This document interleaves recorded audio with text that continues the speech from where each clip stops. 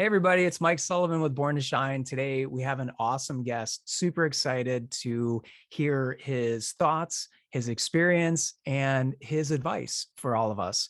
And his name is Dr. Weber, Dr. Stephen Weber, and he is the Associate Superintendent in Fayetteville School District in Fayetteville, Arkansas. And Dr. Weber, thank you very much for taking some time out of your busy day to chat with us today.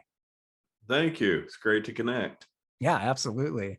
And for our listeners to connect with you more, they would love to hear your story, and I'd love to hear your story. And even before we hit record, you shared some of it with me, and I think it's really cool for us to get to know you better. So, if at any point in your life, if you had a struggle, we'd love to kind of hear what that was and how you got through it. Like for me, I was bullied in elementary school, and that kind of, took the wheels off the bus for me and and made the anxiety I had and depression even worse. But we would love to hear about you. This is all about you, Dr. Weber, and if you're comfortable sharing that, we'd sure love to hear your story. Well, thank you. I think everyone has issues, whether it's mental health or depression, anxiety. I think some people have it as a child and some people don't have those experiences until they're an adult. But dealing with finances, raising children, at some point, we're going to have an off day or we're going to have an off year. And I had a great childhood, went to camps, went to programs, played on sports teams, had teachers, coaches, um, backyard Bible school, just had a lot of positive experiences where people invested in me. And I felt like I was in this cocoon where I was in a safe area. Then I went to college, same thing, had a positive experience in school, became a classroom teacher, became an assistant principal. And it wasn't until later in my career where I just woke up one morning and I wasn't very happy and something was off. I didn't know what was off. I had a wife, two children, had the dream job. Everything was going right for me. And I didn't know why I wasn't feeling good. Went to the doctor and he said, sometimes you just can't pull yourself up by the bootstraps. Sometimes you just can't. And at that point in my life, it was the first time where I didn't really understand what was going on because I felt like on the outside, I had the perfect family. I had a good job, had money, and I didn't know what was going on. And after speaking with the doctor, we went through a checklist and he said, well, you just moved to a new state. You just changed churches. You don't have any friends in this state because you're brand new here. You've got a new job. You're spending a lot of time trying to figure out your job. You've got a young family. You want to provide for them, but on the weekends, you don't have any downtime to go find friends or to meet people because you're just here in this big city and you've made this major change. So he said, you left your friends and your family in your previous state. You left your church, you left your community, your kids had friends, you left their friends, you left everything and you started a new life. And so I'd never done that before. This was a risk for us to start a new job. And at one point I thought, well, I just need to return back to that state. I need to go back home to where we had everything good. And things did not work out for me to return home. Unfortunately, we stayed in that state for 12 years and I was able to get through that time in my life. But it was about 2-3 years in my life where it was really hard to figure out where I needed to be. Did I need to leave education? I remember at one time I told my wife, I'm going to go drive a UPS truck. I can drive a truck, come home, be home with the kids at night. And she said, you went to school to be a teacher and an administrator. You didn't go to school to be a UPS driver. No offense to UPS, but at that point, I thought that was an outlet. I could go drive a truck, make good money and be home at night. And that wasn't what was meant to be in my life. But I think everyone has challenges. I think that now that I've been through that, it's easier for me to be sitting in front of a parent or sitting in front of a teacher who's saying, hey, I'm having a tough time. I'm no doctor, I'm no counselor, but I can have empathy. And so because I've faced that challenge, I can see that we need to have programs for students in our schools, and we need to work with teachers when they're having issues, and we need to support people. So it's been very evident during the COVID pandemic that almost every human being has had an off day or an off week where they said, hey, I'm just not feeling like myself. And because I've experienced that, not as a child, but as an adult, I can have more empathy. So I don't think I'm the best leader of it all time, but I think I'm a better leader because of that challenging experience in my life and knowing how hard it was to find happiness and do the things I do well. I remember going to give a presentation one time in front of 300 educators in this state and just panicking and having anxiety. And I was a good public speaker, but I felt like I can't do this. And I had no idea. I mean, it wasn't even a hard presentation or topic, but in that moment, I wasn't prepared to give that presentation. And a coworker had to step in and give the presentation for me. And so that was really hard for me. Here I moved from one state to another, and this particular organization had hired me to give this presentation to 300 educators, and I froze. And that was something I'd never experienced in my life because I'd always had a lot of confidence as a public speaker. So I know that these things can and do happen to people, and I know that that has made me, I think, a better person and a better educator. Wow, Dr. Weber, I love that. That's beautiful. I mean, first of all, I'm sorry that you went through that challenge and struggle, and the person you shared all of the life changes you went through. It was right on the bullseye that you moved. That's a major adjustment. It left your church. That's a big adjustment. All of your friends you left, and your kids, their friends. Like everything was. You had a lot of different stressors happening all at once, and that would overwhelm any of us. So, but I love how you used all of that to become an even better mentor and leader to your students. Right now, you have a great deal of empathy, and it just shows. Even hearing you say that, it's you have a big heart, and now you can relate to the teachers or students if they're not feeling so hot, because you went through it yourself. And I know because I went through it too. So that empathy is such a big connector. Right now they look at you and they're opening up, or you may say, "Hey, I noticed you're not feeling so hot. You want to talk?" And they must think, "Oh, Dr. Weber's a cool guy. He's a real person. This is feels nice to be seen and heard." So that makes you, I think, an even more amazing leader. And you're right, making us better people when we go through struggles. So I think that was real positive what you said to our listeners, because if she or he are struggling, they can kind of see the silver lining in, that struggle helps us become more empathetic and connect with people better, like you have with your teachers and students. um, and I guess, is there anything within your district in Fayetteville that you feel really proud about or strong about, that, hey, we have this in place, maybe these SEL programs internally or externally, or your counselors or psychologists, what are y'all doing that you feel really proud of, that you're helping your kids with their mental and emotional health now? Yes, we have some outstanding K-12 counselors in our schools. Joy Shirley is our Director of Student Services, and she does a great job working with counselors and families. We also have social workers, not one in every school, but we do have some outstanding social workers. The counselors about 5 years ago came to me and kind of felt like the pressure was all on them. They felt like more students have challenging circumstances or need help than we can possibly provide. We got one counselor in an elementary school or two counselors in a middle school, and sometimes at a high school. In most states, you'll have 400 or 500 students to one counselor on their caseload.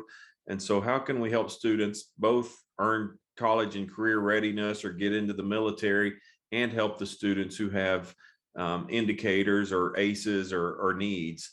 And so they came to me and said, we feel like social emotional learning has been the thing that we do, and we do it well, but we need other teachers to do this. In the PE class, we need to have social emotional learning in career and technical education. We need to have this in English class. And so immediately you can imagine teachers thought, well, that's not my job, that's the counselor's job. So we've gone through the past 2 or 3 years talking about social emotional learning. We've utilized programs such as Choose Love. Second Step is another program that we've utilized mainly with our counselors. Choose Love is a K-6 program. We've used Habitudes at our junior high and high schools and found it to be a very effective program. And to build on those programs, in the past year, we've gone into an agreement with Capturing Kids' Hearts, and we've gone through professional training, and we will continue to onboard our new teachers and principals this fall with Capturing Kids' Hearts. And we did a implementation in January, but we'll go full implementation starting in August of this school year with Capturing Kids' Hearts. And that's a program that several school districts use. It's new to our district, but I think the biggest thing we're trying to get away from is being a program-minded school district. So I don't want listeners to think, well, they have a bunch of programs or they can afford programs. We want social emotional learning to be the way students see adults talking to each other in the hallway. Two teachers are talking, how do they resolve conflict, or how they handle an issue in the hallway between each other. A parent comes into the front office and they don't speak English. How are they treated by the front office staff? A principal is on the intercom talking to all staff. How do the students hear the principal of the school communicating to their teachers on the all call? So what is the communication and relationships of the adults in the building, and what do we model? Then what are the teachable moments? Kids get in an argument, ball goes out of bounds in a game during recess. Do we use that as a teachable moment to teach social emotional learning or an employability skill? Or do we just talk to the kids about the behavior? So is the focus on the behavior, or is the focus on strengths based?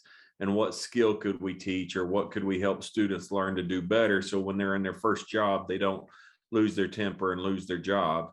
And so a lot of people, with social emotional learning, it's kind of become one of those vague words or buzzwords that some political groups or some community members may say, I don't want my kid to have that. SEL it's bad.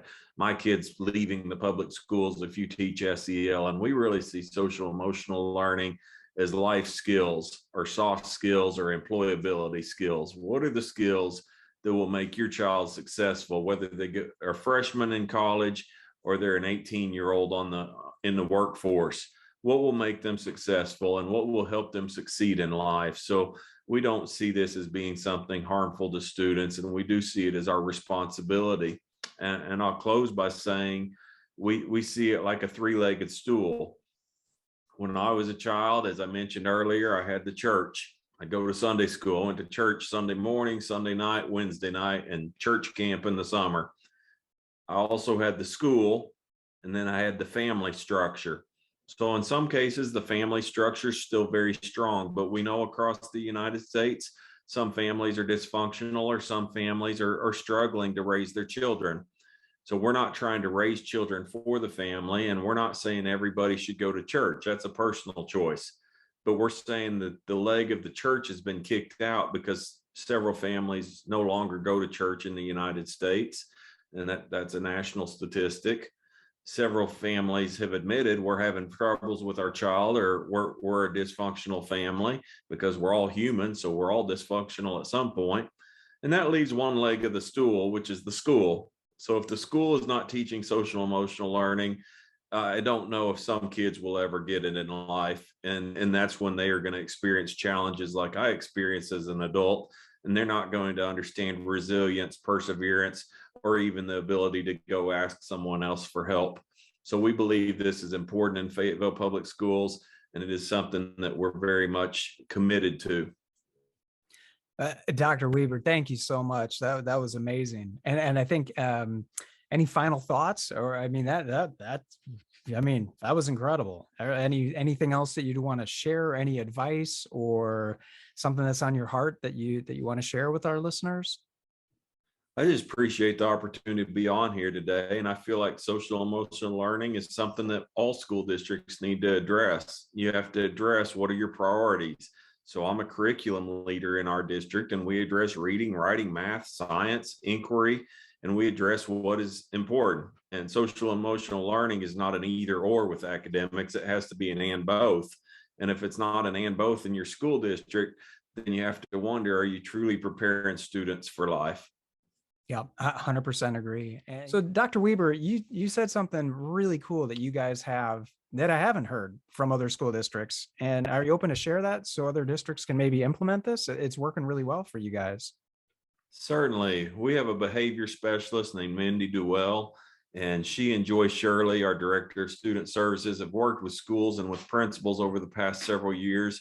And one thing we have is a calm corner. So students can go to the corner of a classroom or the back of the classroom, and there may be a bean bag, there may be some sensory toys, or there may be some objects that help them, like a squish ball, but just a place to calm down, a place to self-regulate. And then when they're ready to go back to class or go back to their assignment, they're able to. I think early in my career, we'd wait till the student blew up and yelled at a classmate or threw a book across the classroom or got angry with the teacher. And then we just say, you need to go to the office. Let me take you to the office. And now kids will self-regulate and they'll get back on task. And this teaches them a life skill of how to monitor their own moods or their own happiness. And we see this in pre-K all the way up through 12th grade. And I'm not saying every classroom has one, but the majority of the classrooms do. And our students are really learning life skills, and we're no longer having to send kids to the office for somebody who's just having a mood swing or having an off moment. And it's really great to see how the kids learn from this to take care of their own needs. I love that, creating that safe space and that the calm corner, enabling them to, like you said, self-regulate and de-escalate the situation. And instead of getting, I imagine you're seeing less people being sent to the principal's office now because of that. Certainly reduces that. It doesn't eliminate it, but it Right. certainly reduces the number of students going to the office. And I think it increases the morale in the classroom. I mean, I remember when I'm in first grade and somebody goes, everybody's like, ooh, it disrupts the class to send someone out. And it makes Yeah. people feel a little bit nervous. Like, am I next? Yeah. But if I know I'm next to go the calm corner and I can go back there and calm down, then I know that everybody in the class is safe and that we can take care of our own needs. So Yeah. that's really what adults need to do, is take care of themselves. But so many adults will blow up at a coworker or get angry or fire something off on Facebook. So we're just trying to teach kids at a younger age how to self-regulate before you say or do something that could cause a consequence. Love it. Calm corner. Dr. Weber, that's brilliant. Yeah. Thank you for sharing that. Yeah. Thank Thank you you. so much for what you do, Dr. Weber. And thank you for being on our show today. Thank you.